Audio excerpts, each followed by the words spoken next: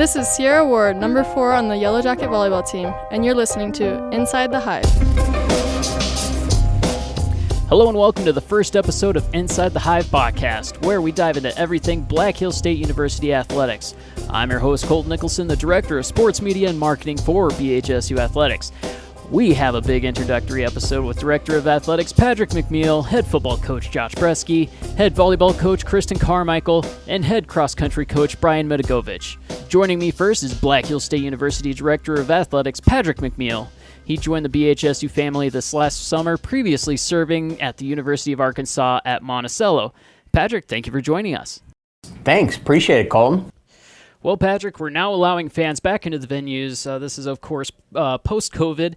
What excites you about this, especially being your first year here at Black Hills State University?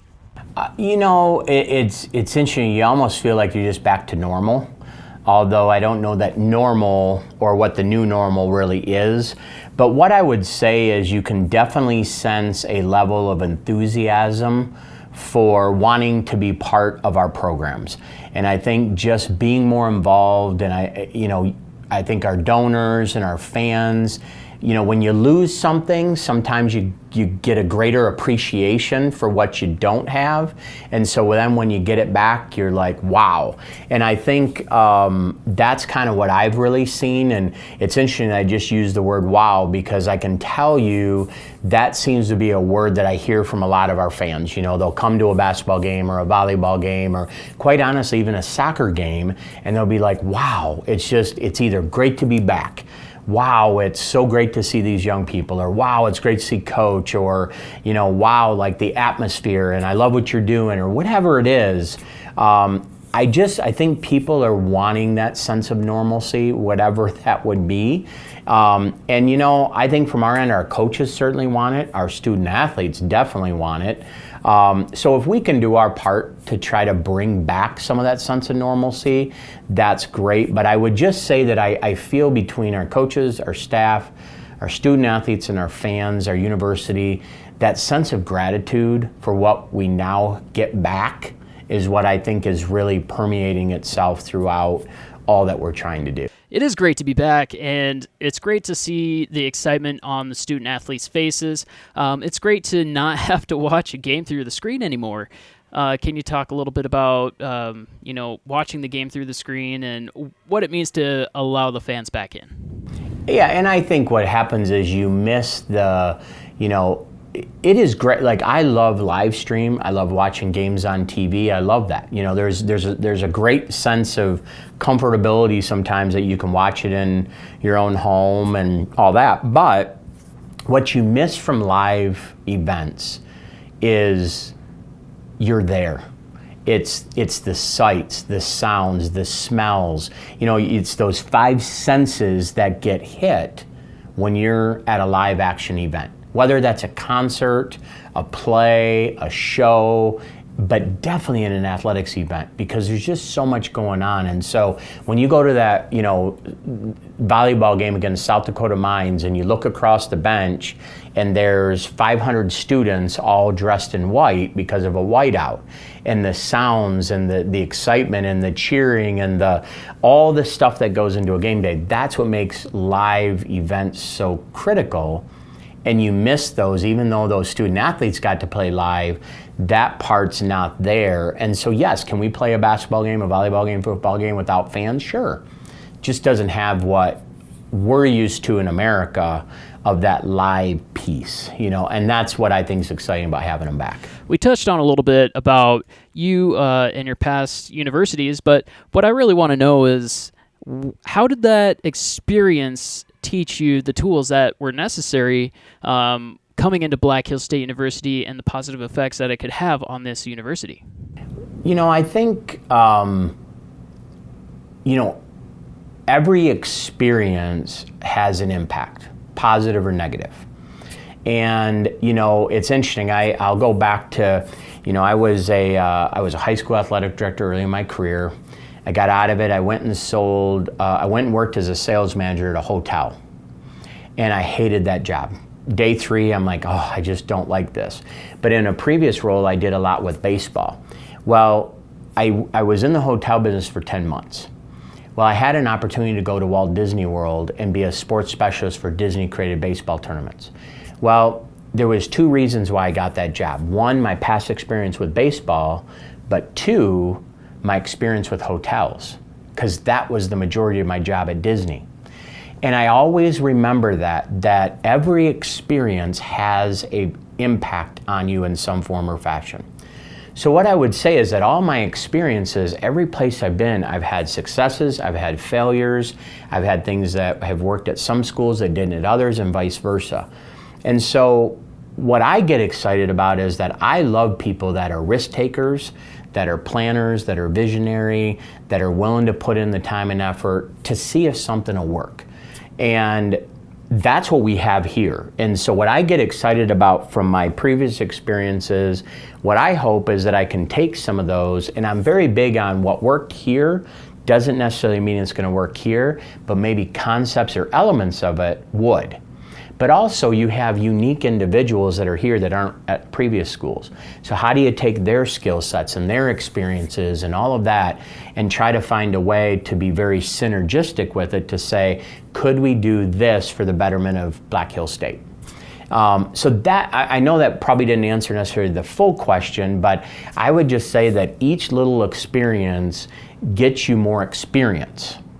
And so hopefully those different years of experience, those different areas of experience, different areas of the country, different sizes of institutions, different types of athletics departments, different presidents, different cultures, that's what you hope you bring. And then what's been great here is an incredible community in Spearfish, a great location in the northern Black Hills. And I'm talking from Rapid City to Sturgis to Belle Fourche to here. How can we get those people more involved? How do we get our university and our athletics department more involved? Those kinds of things. Those are the experiences I think being elsewhere you grow. Or at least you hope you grow, right?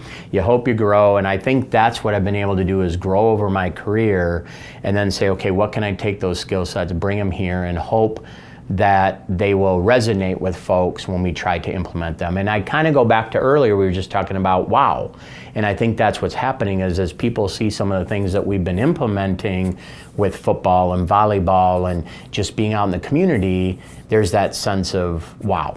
And that's what, if we could use wow for the rest of our careers of we're going to provide wow experiences, that'd be pretty awesome. So I think having those experiences and trying to do that is what I'm hoping that I'm bringing to the table and to this department to try to help us. Great student athlete experiences, great staff experiences, great coaches experience, and ultimately our fans having a great experience. Generally speaking, universities have an issue with a separation between the academic side and the athletics side. It's across the board, not just at Black Hills State University, but going off of what you said, what is the plan to hopefully combat that here at Black Hills State University? I would say here overall it's not been terrible, but you're exactly right. I think, I always say that, the academic side is sort of a square and then athletics is a circle. And that old adage of you can't put a square peg in a circle or vice versa. And I think what happens sometimes is that the two entities are so different in so many ways, but they exist in this same arena, which is university, and education. And so what I've always said is that we can either sit and complain about them, or what we can become is collaborators with them. We can work with them. And so that's actually what I've tried to do in my role since I've been here in June, is to really get to know our community, our campus community, what makes them tick, what has worked, what hasn't. And, even yesterday I spent an hour and 45 minutes talking to one of our deans, and man, we were talking about everything. But what was amazing is, in this particular case, the dean and I were on a lot of the same pages, but there hadn't been those conversations in the past. We had another organization we're going to do some stuff with around a men's women's basketball game this year, and the comment that she made to me is, I've been here 18 years and nobody's ever come and asked me. And so that's what, I give you that statement because if we always sit and wait for things to happen, they may never happen.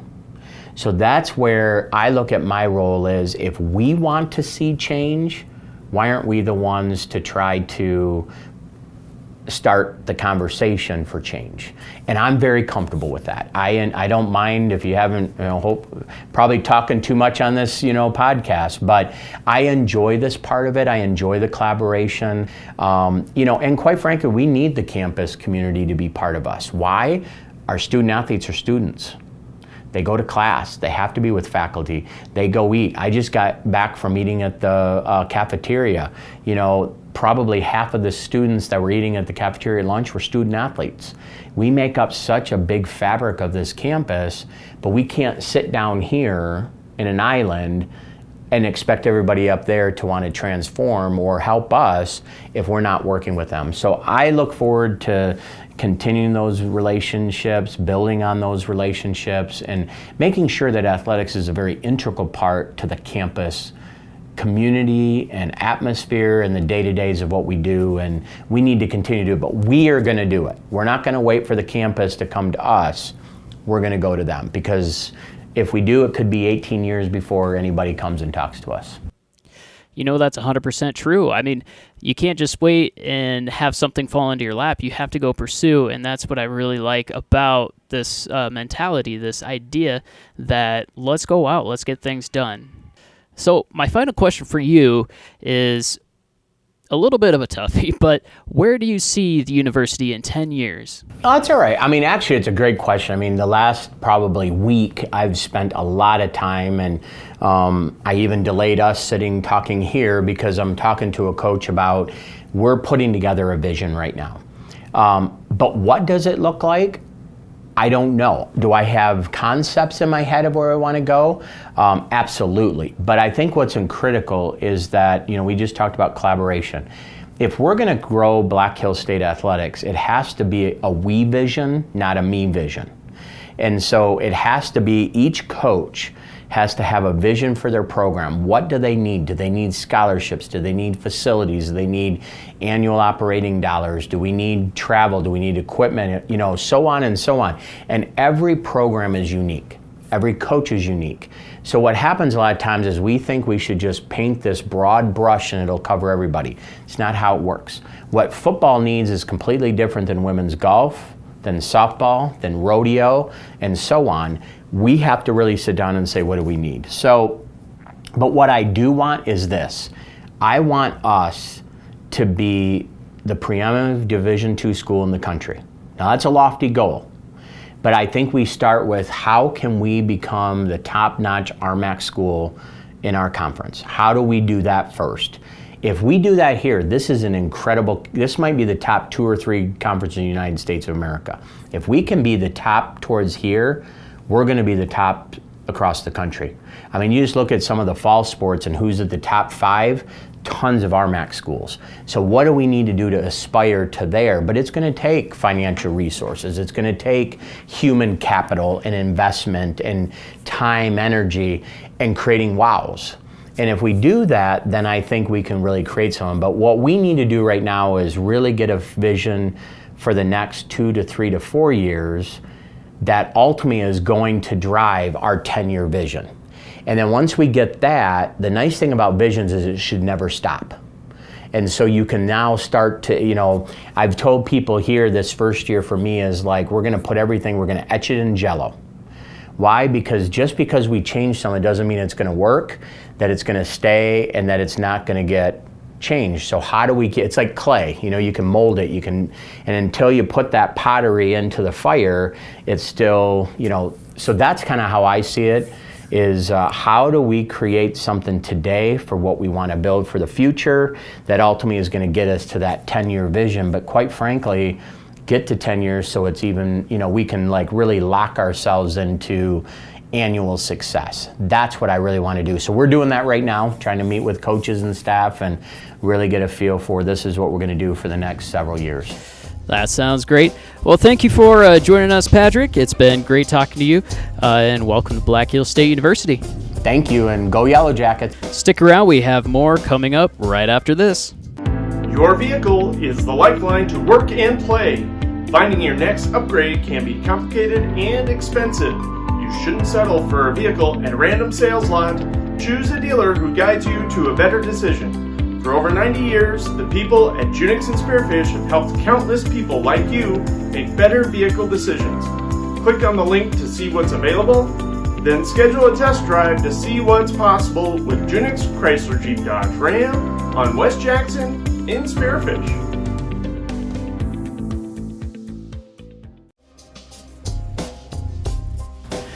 And welcome back to Inside the Hive. I'm joined now with Coach Bresky. Coach, how are you doing today? Doing wonderful, Colton. Awesome. How about you?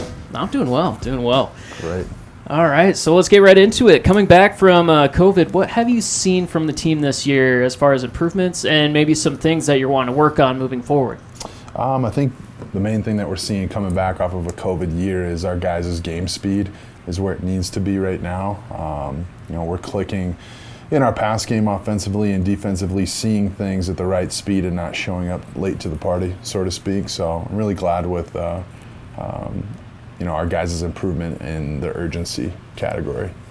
Awesome. So as far as starting up the beginning of the game, I know some teams have trouble starting in that first half and just going ready to go. What have you been doing to kind of counteract that in your own team? Absolutely. I think one thing you've seen from our offense, some multiple games this season, is some slow starts, and attributed a little bit to just not making the plays, having some mistakes. We started off this game with a false start on our very first drive that put us in a 3rd and long, and we about got out on a screen right away on the game, but just got shoelace tackled. The other thing you saw is us taking some shots early on in games and getting behind defenses, and when you're not able to connect on those and you're sitting in 2nd and long, sometimes it turns into a 3rd and medium that's often, a 50-50. Yeah.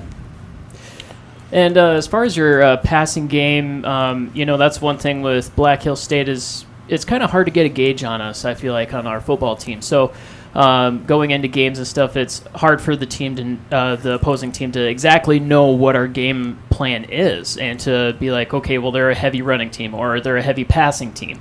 How do you keep teams guessing as far as, okay, Black Hill State, what can we expect from them? Well, we don't know.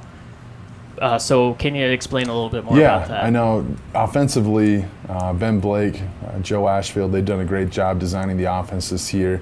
And typically what they look for is going to be some weak spots in our opposing defenses. For instance, this last week we felt like we could get behind the secondary of South Dakota Mines, and we did.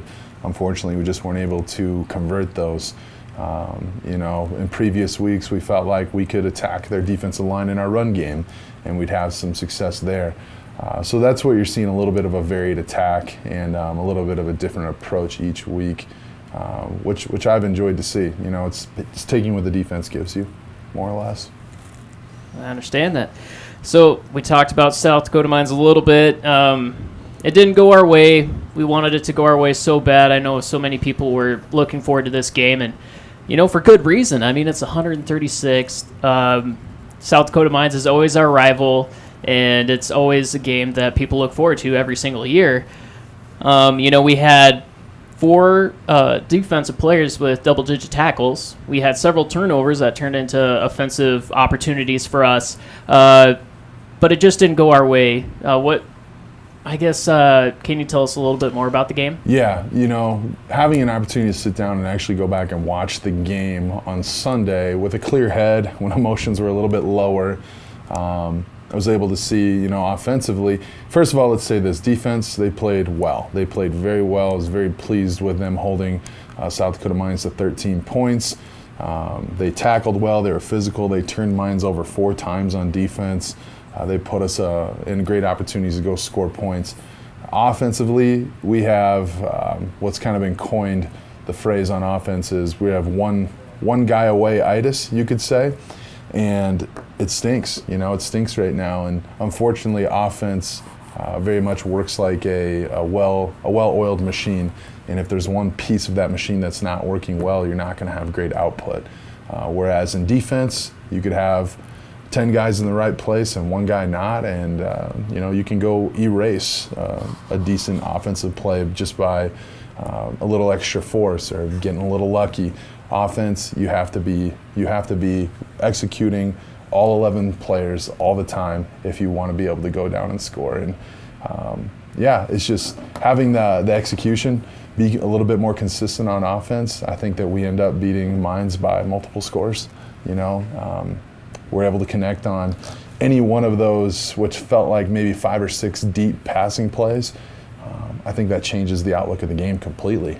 And we just weren't. We weren't able to. Unfortunately, we're just a couple inches off on every single one of those deep throws. And our run game was poor this last week as well. Credit to the defensive line of South Dakota Mines, but not too much credit. I felt like we had a great matchup there, and we played bad in the run game up front. I gotcha. And one thing that I noticed with the team is you were talking about being inches away from most of the plays, and I could see that. I mean, if a couple of those plays went our way, the momentum shifts so much.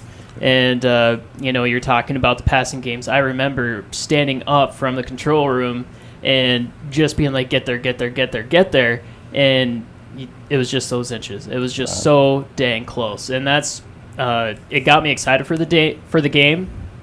But I also noticed that when we weren't getting those plays going our way, the momentum wasn't there. Absolutely. The excitement wasn't there. You're 100% correct. And that's what we talked about this week is, players have a certain amount of things that they can control on game day. And the 2 things that we put in front of their face every day, every pregame speech I give them is, you guys have to be in control of your attitude and control your effort. What is your emotion, your outlook, your perspective, and how is your physicality, your want to, and your level of grit as far as your effort goes? And we are spending far too much time as a staff coaching emotions on game day, and it's taking away from our ability to coach up simple things like footwork or eyes, coaching up X's and O's and adjustments and those type of things. We have far too much, I would say, roller coaster emotions where you see us really, really excited when things are going good and extremely low when things aren't going well, and we get down on ourselves. And it's really nothing that's coming from us as a coaching staff. We definitely coach with the spirit of love, and we encourage our players. If we need to get on them, we get on them, but it's you're never hearing from any of our staff, do this right or else you're never playing again. That's not who we are as a coaching staff. So there's really no reason for our players to have that performance anxiety or approval anxiety or get down on themselves, because our coaching staff, we're the biggest cheerleaders for our players that you'll ever know. And it's just disappointing. It's disappointing to see our guys get so down on themselves. And we can't ride that roller coaster of emotions. It's killing our momentum, as you said. And it just takes that win when it comes down to it. It takes that win. It takes that shift in momentum, because if you are just getting down on yourself and it's continuous, it's going to continue. But if you get that win, if you get that break in the cycle, right, I feel like that would really change things. And not saying that things absolutely need to be changed or anything like that. It's just I understand that mentality, that getting down on yourself and then just kind of letting that rule you for a little bit. But I think once they get that win, once they get that W, that's going to be big. And that's going to bring us to our next discussion here, and that's going to be this weekend's game. You guys travel down to Mesa. Right. What are you looking for as far as the team, as far as effort, as far as emotions go for this weekend? I think the number one thing we have to do is we have to treat every single play like a game, okay? And that's easily said here at the desk. It's much less easily accomplished, I guess, out on the field on a Saturday, but every play is going to be so important. We have a saying here, you might go 0-1 on a rep, but never go 0-2. And we've lost that mentality right now. The other thing we've been saying that kind of goes hand in hand with this is let's not let Tech beat us twice. They beat us once last week. Let's not let the emotions and the vibe from that game carry over into a Mesa game. We have a brand new opportunity. Let's look at this Mesa game as a brand new season. Let's look at each play as a brand new game. And if you go 1-0, great. Let's see how many of those we can put together, how many solid plays and wins we can put together. And if you go 0-1, don't go 0-2. That's going to be the number one thing as far as our mentality goes, because Mesa's a good team, and they're going to have they're going to have success on offense. They're going to make some plays on defense as well. Are we going to let that deter us from going out and giving our very best effort and having a great attitude and executing on the very next play? It cannot. It cannot take us out of our game. We have to treat every play. And that's the best thing about football is you have a break, you know. Where are you at between the whistle and the snap?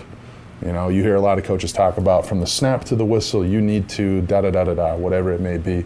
I'm more concerned as a head coach about where's your mind at, what are you telling yourself between the whistle and the next snap.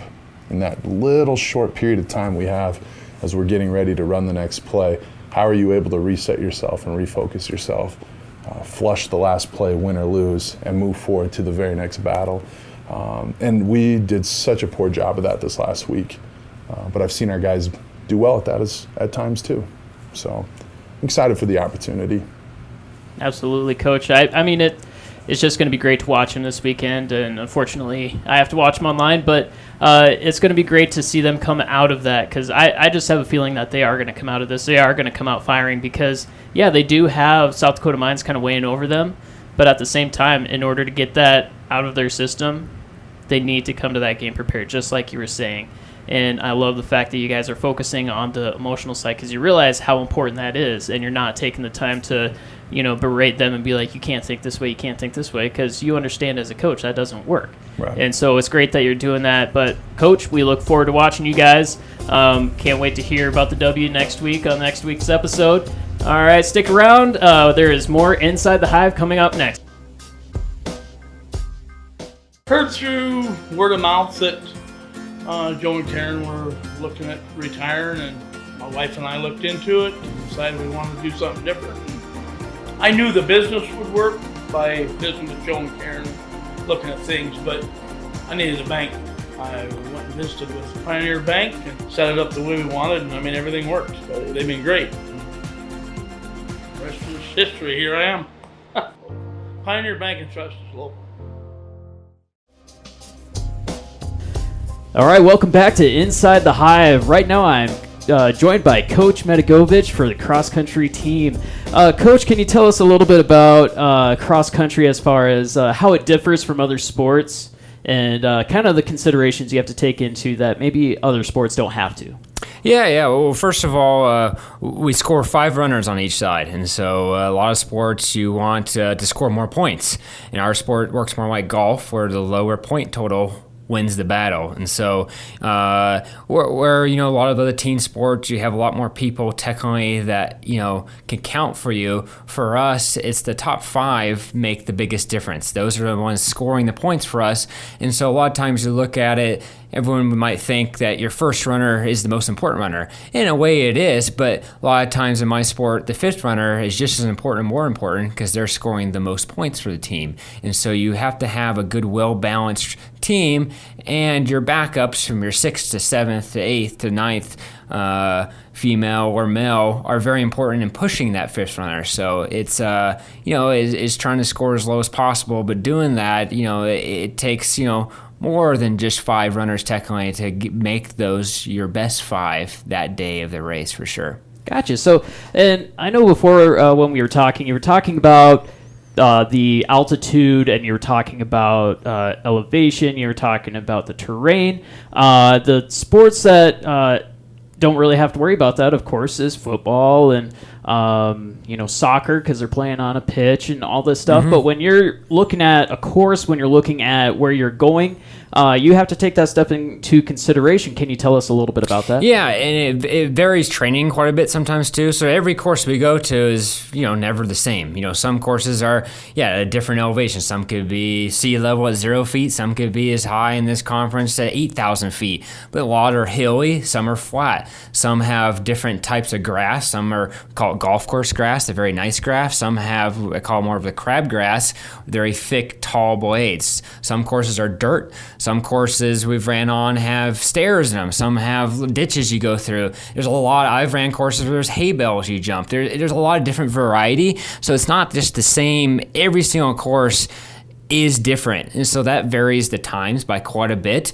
But the way to prepare for it, especially in cross-country season, where we're different than just our track season, is track, we know the surface. Cross-country, we have to get out there when we're training and make sure we're okay on different surfaces. We're okay in the mud. We're okay in tall grass, dirt. We're okay crossing things. And so I like diversity sometimes in our workouts. Even some person off the street, steps in front of us. Most coaches be like, oh, that's disrupting it. I actually like that change because we never know what's going to happen, or in a course or some workout we're doing, I didn't plan on there being a little, being washed away in one section. Well, that can happen on a cross-country course. And so we have to be kind of ready for anything out there. So it's, there's a lot of variety to it for sure. And that's the nice thing about training in the Black Hills is we have that variety here. It's, not just one type of grass. It's not just one type of place you run in. It's literally, we have almost every type of running surface here in the Black Hills. So I bet that's a great recruiting tool, isn't it? Yeah, definitely, to prepare for everything. And that, and the weather, too. It could get warm here, but also get cold. We could get decent amount of rain. We could get snow. And in cross-country, unless there's lightning, nothing really cancels the race. And so we have to be ready for all. So from the weather to the terrain and stuff like that, I think we have the aspects of, we have the capability of training for anything that might be handed to us. And I think that's definitely a good recruiting tool. Nice. Well, I'm going to change gears on you here a little bit. So regionals is coming up this weekend. You get to travel down to Lubbock, Texas. What are you doing as far as preparation, and are you excited for the trip down there? And if so, what are you excited for? Yeah, first of all, very excited for the trip. Regionals, I've been part of the regional race for at least 15, 16 years. It's changed a lot of different locations over the years. But this is a new course. I've never been to this course in Lubbock. Lubbock Christian's the host. And it sounds like it's a flatter course per se than what we've ran on so far this year. It's a fast course. And so elevation-wise, it's about exactly where Spearfish is at elevation-wise. So that's not a disadvantage to us, it's an advantage to us. And so I'm excited for where we're going down course-wise. Team-wise, I'm excited for opportunity. We get to race another conference. And, Lone Star Conference will have 16 teams there, plus our 15 teams. And so we get to kind of see where we shake out between the 32-field team and kind of, it's a good way to compare us to the rest of the nation, for sure. So you were talking about the course being fast. Can you tell us what makes a course fast? Yeah, so what makes a course fast is, well, first of all, elevation. And so the lower elevation, the easier it is basically to breathe and take in oxygen, so you're able to run faster. But then the course being a hard surface, so it's supposed to be a harder dirt pack. And so that'd be like running on, the best smooth golf course possible, or the low grass, like a green. And so dirt, you can run a lot faster than you need tall grass. And then also not having hills also increases the time. So, time-wise, it should be, the runners should have their PRs of the season, and just in a reasonable day, they should be able to get their personal best of the season for sure, if not their careers. And so, that's what kind of makes a course. It's kind of the surface, the elevation, the lack of hills. Usually the turns aren't too tight. Doesn't look like this course has a lot of long sweepers, and so that helps.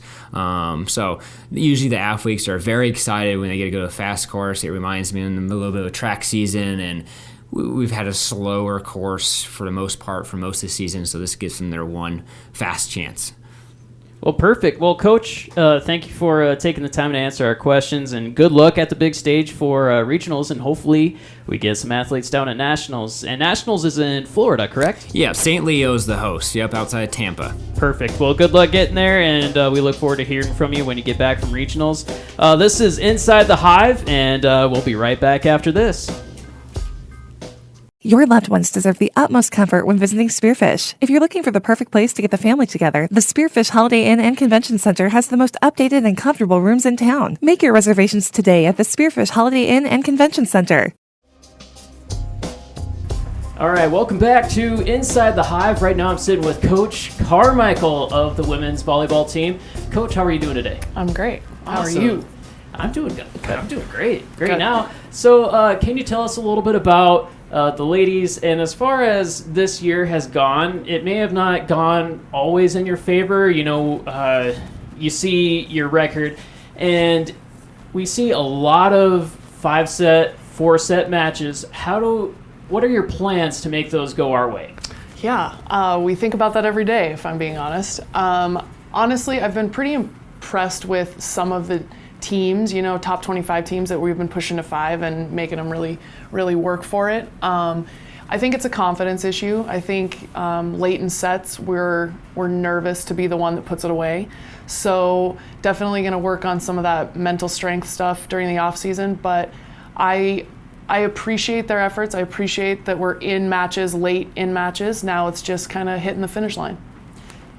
I see. And so looking at your matches when you do get to those 5 sets, one thing I've noticed, at least with home matches, I haven't been able to go to any away matches yet. I've noticed that it seems like the ladies sometimes start off a little bit slow in the beginning, but as we get into that 4th set, that 5th set, they really start to take off. And I think that's why we're getting to those 4 or 5 sets, is because they kind of get into that 3rd set and all of a sudden it's like, no, let's play. Is that something that you've seen too, or is something that you need to work on, or what do you think? It's definitely been up and down. I feel like there's been some matches we've come out really strong in set 1 and kind of relaxed in set 2, or it takes us till the end of set 2 to get going. So consistency in that would be, make me have less gray hairs probably. But I think it's more of, strategically what's working early. If opponent starts making adjustments, then we have to start making adjustments, and kind of determining that quicker and on the court and on the fly, I think would help us kind of string points together. Okay, so you're talking about adjustments that you have to make on the fly. Yeah. And, it's kind of like a football coach calling a play differently because they're seeing what is happening as far as defense goes. Can you explain a little bit what are maybe some of the things you're looking for in the other team to make adjustments for your own team? Something we've seen consistently is we like to run a tempo ball to our pins, and teams have started matches or immediately adjusted to setting up their block a little wider on us. We've worked on some different offensive options, kind of bringing the ball inside so that in theory we kind of split the blockers and go through them and make them have to adjust. And then I like our hitters and setters to kind of just play a cat and mouse game. So it's like if they're outside, bring it in. Once they bring it in and adjust, take it out, and just keep, kind of chasing each other around offensively and defensively. Yeah, that sounds about right. I mean, you're really adjusting to certain things. And for me, I don't know what a pin is. Okay. That's the antenna. Okay. The red and white thing. That's good to know. See, there's some things I just don't know. There you go. I mean, I am good at volleyball, but... That you are, Colton. That you are. We've seen my skill. Yeah. Anyway, so moving into next season, what are the things that you're going to be working on maybe over the off season to better prepare for next season? Not saying that you need to better prepare, but you know, there's always room for improvement. Yeah. As far as maybe player status, maybe even talk about some of the great athleticism that's coming into the program next year. Yeah. Some of the things you're looking forward to next year. Honestly, I think Coach Bree and myself are just looking forward to a normal spring. Getting to have that one-on-one individual skill instruction breakdown, kind of get rid of some of our bad habits, stuff that we can't accomplish in the fall because it's just kind of you come in and 5 minutes later we're playing matches. So more than anything with our current athletes, we're just looking forward to getting to kind of break down some stuff, get everybody on the same system. I mean, with the COVID year, our current second year kids never had a spring, so they've never had the let's break it down and really go over things that we've been struggling with. So looking forward to having 2 classes, freshmen and sophomores, kind of go through that. I think it will raise the whole level of play for the team. But yeah, recruits, excited about them, looking for some experience out there, have some of those that are kind of in our back pocket, looking to bring in some offensive weapons for us that can consistently put the ball away. But really it's just about kind of getting everybody on the same page during that off season. Yeah, the bummer moving into off season is meaning that you're going to lose some seniors. Definitely. Which is always a bummer Yeah. every single year. Yeah. Which we'll get into next week on our next episode. But first, let's talk about this weekend coming up. Yeah. You're playing Pueblo, and you're playing, hold on, I have this pulled up right here. I can tell you. Because I am good at my job. Anyway, so Friday you play UCCS, and Yep. Saturday you play Pueblo. Yep. can you tell us a little bit about what you're looking for in those teams, what you're hoping to accomplish against those teams? Yeah, UCCS is kind of, right there with all 10 of us in the RMAC, right there middle of the pack, 1 to 2 games splits everybody's records. It's really been crazy here. So we're looking forward to going in there and just being consistent. Statistically, they do really well offensively, so we're hoping that our defense shows up and kind of shuts that down a little bit. Saturday against Pueblo, honestly, personally, I'm just looking forward to a rematch. We kind of struggled when they came up here, and so we're excited to show them what we've been working on and how much better we've gotten since early September. But yeah, it's a road trip. It's half as long of a road trip as what we went on, 2 weeks ago. So we're looking forward to that. But really just kind of getting down the road and playing some good volleyball and getting back home.